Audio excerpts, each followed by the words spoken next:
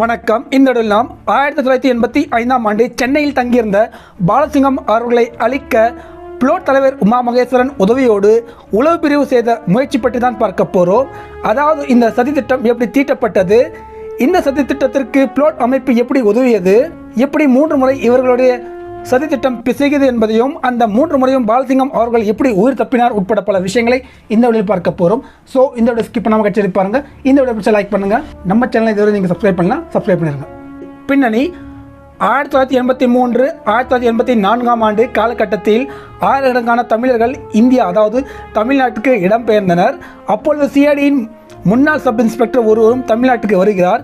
இவர் பெயர் கந்தசாமி. இவரை போன்ற ஆட்களை உளப்பிரிவு தமிழ்நாட்டில் அப்பொழுது இயங்கிக் கொண்டிருந்த தமிழ் ஆயுத அமைப்புகளை வேவு பார்க்க பயன்படுத்தி வந்தது. இந்த நிலையில்தான் 1985ஆம் ஆண்டு திம்பு பேச்சுவார்த்தையை சீர்குலைக்க டெய்லர் அமைப்பு உதவியுடன் உளவு பிரிவு சத்யேந்திரா என்பவரை தமிழர்கள் சார்பாக அதாவது டெய்லர் பிரதிநிதியாக அனுப்பி திம்பு பேச்சுவார்த்தைக்கு பாடை கட்டியது. இந்தியா தலைமையில் நடந்த இந்த பேச்சுவார்த்தை தோல்வியில் முடிந்ததால் பிரதமர் ராஜீவ்காந்தி அவர்கள் உட்பட மத்திய அரசு தமிழ் ஆயுத அமைப்புகள் மீது கடும் கோபத்தில் இருந்தது. இதனையடுத்து தேசத்தின் குரல் அன்றன் பாலசிங்கம் அவர்கள் உட்பட சில தமிழ் தலைவர்களை இந்தியா நாடு கடத்தியது. தமிழ் ஆயுத அமைப்புகள் மீது இந்திய அரசு கோபத்தில் இருந்த இந்த சூழலை பயன்படுத்தி உளவு பிரிவு சதித்திட்டம் செய்ய முடிவு செய்கிறது. தமிழ்நாட்டில் இருந்த தங்கள் ஆபரேட்டிவ்ஸை ஆக்டிவேட் செய்கிறது. அதாவது சென்னையில் உள்ள பல முக்கிய புலி தலைவர்களை அழிக்க அமைச்சர் லலித் தலைமையில் உளவு பிரிவுக்கு கட்டளை வழங்கப்படுகிறது. இந்த சதி வேளையில் அவருக்கு புளோட் தலைவர் உமா மகேஸ்வரன் உதவி செய்ய சம்மதிக்கிறார் என்பதுதான் இங்கு வியப்புக்குரிய விஷயமாகும். அந்த காலகட்டத்தில் தமிழ்நாட்டில் உளவு பிரிவால் குறிவைக்கப்பட்ட புலி தலைவர்களில் பாலசிங்கம் அவர்களும் ஒருவராவார். புளோட் செய்த உதவி: 1985ஆம் ஆண்டு கந்தசாமியை லண்டனுக்கு அனுப்ப உமா மகேஸ்வரன் அவர்கள் முயற்சி செய்கிறார். அதற்காக புதுதில்லியில் இருந்த புளோட் அலுவலகத்திற்கு கந்தசாமியை அனுப்பி வைக்கிறார். புதுதில்லி புளோட் அலுவலகம் உதவியோடு கந்தசாமி லண்டனுக்கு செல்கிறார். ஆனால் என்ன காரணமோ தெரியவில்லை, லண்டன் ஏர்போர்ட்டிலிருந்து அவர் டிபோர்ட் செய்யப்படுகிறார். அதாவது லண்டன் ஏர்போர்ட்டிலிருந்து அவர் திருப்பி புதுதில்லிக்கு அனுப்பப்படுகிறார். இந்த தகவல் உமா மகேஸ்வரன் அவர்களுக்கு தெரிவிக்கப்பட்ட போது கந்தசாமியுடன் யாரையும் பேசவிடக்கூடாது என்று தனது புதுதில்லி அலுவலகத்தில் இருந்த ஆட்களுக்கு கட்டளை பிறப்பிக்கிறார். சில காலம் கழித்து அவர்களை சென்னைக்கு அனுப்ப சொல்லி உமா மகேஸ்வரன் கட்டளையிட கந்தசாமி சென்னைக்கு திரும்புகிறான். அவன் சென்னைக்கு திரும்பி சில காலத்திற்குள்ளேயே தான் பாலசிங்கம் அவர்களது வீட்டின் மீது தாக்குதல் நடத்தப்பட்டது. பின்பு அதற்காக அந்த கந்தசாமி கைதும் செய்யப்படுகிறான். நகர் வீடு: பாலசிங்கம் அவர்கள் மீதான இந்த தாக்குதல் நடத்தப்பட்ட அந்த காலகட்டத்தில் அவர் சென்னை பேசன் நகரில் கடற்கரை ஓரத்தில் இருந்த ஒரு மாடி வீட்டில் வாடகைக்கு இருந்தார். அப்பொழுது அவருடைய துணைவியார் அடேலே பாலசிங்கம் அவர்களும் அடேலே அவர்களுடைய நிஃப்யூ அவர்களும் தங்கியிருந்தனர். இங்கு நிஃப்யூ என்பது சகோதரர் அல்லது சகோதரியின் மகனை குறிக்கும். அலட்சியமாக இருந்த பாலசிங்கம் அவர்கள் உலக அளவில் கிளர்ச்சி ஆரம்பிக்கும் போது அதனை அழிக்க அந்த கிளர்ச்சி அமைப்பின் தலைவர்களை அழிப்பது என்பது ஒரு பொதுவான தந்திரோபாயம் தான் என்கிறார் அடேலே பாலசிங்கம் அவர்கள். இதை பற்றி பாலசிங்கம் அவர்களும் அடேலே அவர்களும் பல தடவை கலந்து உரையாடுவார்களாம். தலைவரது உயிருக்கும் இந்த அச்சுறுத்தல் இருப்பதை அவர் உணர்ந்துதான் வாழ்ந்தார் என்பதும், அதை தடுக்க தனது பாதுகாப்பு முறையை ஒழுங்காக அமைத்திருந்தாராம். ஆனால் அதற்கு நேர்மாறாக பாலசிங்கம் அவர்கள் தனது உயிருக்கு இருந்த ஆபத்தை குறைத்து மதிப்பீடு செய்து தன்னை அழைக்க யாரும் நேரம் செலவு செய்து சதி செய்ய மாட்டார்கள் என்று அப்பொழுது அவர் கருதினாராம். அப்படி அவரை அழிக்க முயற்சி செய்யப்பட்டால் ஆயுத போராட்டத்தில் இது எதிர்பார்க்கப்பட்டதுதான் என்றும் அவர் கூறுவாராம். இதனால் தனிப்பட்ட முறையில் தனது பாதுகாப்பை பற்றி எப்பவும் அவர் கவலைப்பட மாட்டாராம். அதனை மற்றவர்கள் கவனித்துக் கொள்வார்கள் என்று விட்டு விடுவாராம். பாதுகாப்பு காவல் எதுவும் இல்லாமல் இருந்த அந்த காலகட்டத்தில் தான் பாலசிங்கம் அவர்களை அழிக்க முயற்சி நடந்தது. கந்தசாமியும் மர்ம பெண்ணும்: பாலசிங்கம் அவர்களது வீட்டின் மீது இந்த தாக்குதல் நடப்பதற்கு சில காலத்திற்கு முன்புதான் நாம் முன்பு பார்த்த கந்தசாமி என்னும் முன்னாள் சிஐடி சப் இன்ஸ்பெக்டர் பாலசிங்கம் அவர்களோடு பழக ஆரம்பித்தாராம். அவன் நிச்சயம் அவரை வேவு பார்த்திருக்கணும். அதனால்தான் அவர் வாக்கிங் செல்லும் போது அடிக்கடி அவரை சந்தித்து நட்பை வளர்க்கிறான். இவ்வாறு கந்தசாமியுடன் பல முறை உரையாடிய பாலசிங்கம் அவர்களுக்கு அவன் ஒரு டபுள் ஏஜென்ட் என்பது புரிந்துவிட்டது. மேலும் அவன் நேர்மையற்ற மனிதன் என்பதும் புரிந்துவிட்டது. ஆனால் இவன் தன்னை அழிக்கத்தான் ஒரு திட்டத்தோடு தன்னோடு பழகுகிறான் என்பது பாலசிங்கம் அவர்களுக்கு ரொம்ப லேட்டாக தான் புரிந்தது. மர்ம பெண்: இந்த தாக்குதல் நடப்பதற்கு 2 வாரங்களுக்கு முன்பு அடேலே அவர்கள் தனது மாடி வீட்டில் கதவு அருகே சுத்தம் செய்து கொண்டிருந்த வேளையில் அழகான ஆடையை அணிந்த இளம்பெண் ஒருத்தி அடேலே அவர்களின் தளத்திலிருந்து மொட்டை மாடிக்கு செல்லும் படிக்கட்டில் ஏறி மேலே செல்வதை கவனிக்கிறார். அடலே அவர்களை அந்த பெண் பார்த்ததும் திடுக்கிட்டு நின்றார். மேல் மாடியில் யாராவது குடியிருக்கிறார்களா என்று அடலே அவர்களிடம் கேட்கிறாள். மேலே யாரும் இல்லை, மொட்டை மாடிதான் இருக்கிறது என்று இவர் கூற அந்த பெண் படிக்கட்டு ஊடாக கீழே இறங்கி சென்று விடுகிறார். அதற்கு முன்பு தங்களது மாடி வீடு தளத்தை கடந்து ஒருவர் மொட்டை மாடிக்கு செல்வதை அடலே அவர்கள் பார்த்ததில்லையாம். கீழ்த்தளத்தில் குடியிருந்த ஹவுஸ் ஓனர் குடும்பம் கூட எப்பவும் மொட்டை மாடிக்கு போனதில்லையாம். அதனால் இந்த இளம்பெண்ணின் செயற்பாடுகள் அடலே அவர்களுக்கு வினோதமாக இருந்தது. அதன் பின்பு வீடு திரும்பிய பாலசிங்கம் அவர்களிடம் அடலே அவர்கள் இந்த மர்ம பெண் பற்றி கூறிய போது அதை அவர் பெரிதாக எடுத்துக்கொள்ளவில்லையாம். இரண்டாவது முயற்சி. பாலசிங்கம் அவர்களது வீட்டின் மீது தாக்குதல் நடப்பதற்கு சில நாட்களுக்கு முன்பு பாலசிங்கம் அவர்களை தொடர்பு கொண்ட அந்த டபுள் ஏஜென்ட் கந்தசாமி ஏதோ ஒரு முக்கியமான விஷயம் பேச வேண்டும். இரவு 10 மணிக்கு பாலா அவர்களது வீட்டுக்கு எதிரே இருந்த கடற்கரைக்கு தனியாக வாருங்கள் என்று அழைக்கிறான். பாலசிங்கம் அவர்கள் இதை பற்றி தலைவரிடம் கூற கந்தசாமியை சந்திக்க அவர் எக்காரணம் கொண்டோ தனியாக போக வேண்டாம் என்றும் ஒரு போராளியை தன்னோடு அழைத்து செல்ல வேண்டும் என்று அறிவுறுத்துகிறார். இதனை அடுத்து கந்தசாமியை சந்திக்க குறிப்பிட்ட நாளன்று ஒரு புலி போராளியை தன்னோடு அழைத்து செல்கிறார். சந்திப்பை முடித்துவிட்டு பத்திரமாக திரும்புகிறார். ஆனால் அன்று மட்டும் தன்னுடன் ஒரு போராளியை அழைத்து செல்லாமல் கந்தசாமி கூறியபடி தனியாக அவர் அங்கு அவனை சந்திக்க சென்றிருந்தால் கந்தசாமி தன்னை போட்டு தள்ளியிருப்பான் என்பது பாலசிங்கம் அவர்களுக்கு பின்புதான் தெரிய வந்தது. மூன்றாவது முயற்சி. பாலசிங்கம் அவர்களது வீட்டின் மீது தாக்குதல் நடப்பதற்கு முந்தைய நாள் மாலை அடலே அவர்கள் தனியாக வீட்டில் இருந்தபோது தனது தளத்திலிருந்து மாடிக்கு செல்லும் படிக்கட்டில் யாரோ மேலே ஏறும் சத்தம் கேட்கிறது. தனது ஜன்னல் கண்ணாடி ஊடாக எட்டி பார்க்கிறார். ஒரு இளம் பெண் மேலே ஏறி செல்வதை கவனிக்கிறார். இது அடலே அவர்களுக்கு விசித்திரமாக இருந்தது. கீழ்த்தளத்தில் உள்ள ஹவுஸ் ஓனர்கள் தான் ஏதாவது பொருளை மேலே கொண்டு செல்கிறார்கள் என்று அவர் நினைத்து கொண்டார். அவருக்கு வீட்டில் ஏதோ வேலை இருந்ததால் இதை பற்றி அவர் பெரிதாக யோசிக்கவில்லை. சிறிது நேரத்தில் வெளியே இருந்த கேட்டு திறக்கும் சத்தம் கேட்கிறது. பாலசிங்கம் அவர்கள்தான் திரும்பியிருக்கிறார் என்று அடலே அவர்கள் வெளியே எட்டி பார்க்கிறார். ஆனால் அவருக்கு ஆச்சரியம். சற்று முன்பு மொட்டை மாடிக்கு போன அந்த பெண் தான் வெளிகேட் வழியாக வெளியே சென்று கொண்டிருந்தார். அடலே அவர்களுக்கு மேலும் ஆச்சரியத்தை கொடுத்த விஷயம், அவர் நினைத்தது போலவே அந்த பெண் தரைத்தளத்தில் இருந்த ஹவுஸ் ஓனரை சந்திக்க வேண்டும் என்றால் குறிப்பிட்ட அவரது வீடு இருக்கும் திசையை நோக்கி சென்றிருக்க வேண்டும். ஆனால் இந்த பெண் வீட்டு உரிமையாளரின் வீட்டுக்கு எதிர் திசையை நோக்கி நடந்து சென்று இருட்டில் மறைந்து விடுகிறார். அதன்பின் வீடு திரும்பிய பாலசிங்கம் அவர்களிடம் நடந்ததை அடலே அவர்கள் கூறுகிறார். அன்று இரவு 10 மணி அளவில் பாலசிங்கம் அவர்களது தளத்திலிருந்து மொட்டை மாடிக்கு செல்லும் படிக்கட்டில் இருந்த அந்த கேட் காட்டில் அடித்து கொண்டு சத்தத்தை எழுப்பிக் கொண்டிருந்தது. இதனால் அடலே அவர்கள் தனது நிஃபியிடம் அதனை பூட்டிவிட்டு வருமாறு கூறுகிறார். பொதுவாக பாதுகாப்புக்காக அந்த கேட்டை அடலே அவர்கள் எப்பவும் பூட்டிதான் வைத்திருப்பாராம். அதாவது அந்த வீட்டின் அமைப்பு எப்படி இருந்தது என்றால், தரைத்தளத்தில் வீட்டின் உரிமையாளர் குடும்பத்தோடு வசித்து வந்தார். மாடி வீட்டில் அதாவது மேல் தளத்தில் பாலசிங்கம் அவர்களது குடும்பம் வாடகைக்கு தங்கியிருந்தது.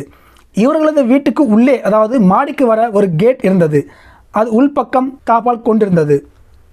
ஆனால் இவர்களது வீட்டை கடந்து மொட்டை மாடிக்கு செல்லும் படிக்கட்டில் உள்தாப்பால் மட்டுமே இருந்தது. அதாவது கீழிருந்து மொட்டை மாடிக்கு செல்பவர்கள் தான் அதனை திறந்து மேலே செல்ல முடியும். உள்ளே தாப்பால் போட்டுவிட்டால் மொட்டை மாடியில் இருப்பவர்கள் கீழே வர முடியாது.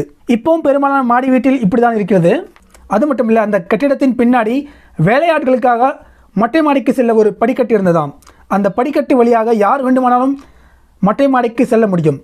அதன்பின் இந்த கேட் வழியாக கீழே பாலசிங்கம் அவர்கள் வீடு இருந்த தளத்திற்கு வர முடியும். அது மட்டும் இல்லை, நேரே கீழே இறங்கி முன்வாசல் திறந்து வெளியேயும் போக முடியும். இவ்வளோ பாதுகாப்பு முக்கியத்துவம் வாய்ந்த அந்த கேட்டை அன்று மாலை அங்கு வந்த அந்த பெண் தான் திறந்திருக்க வேண்டும் என்று அடலே அவர்கள் யூகித்து விட்டார். தாக்குதல்.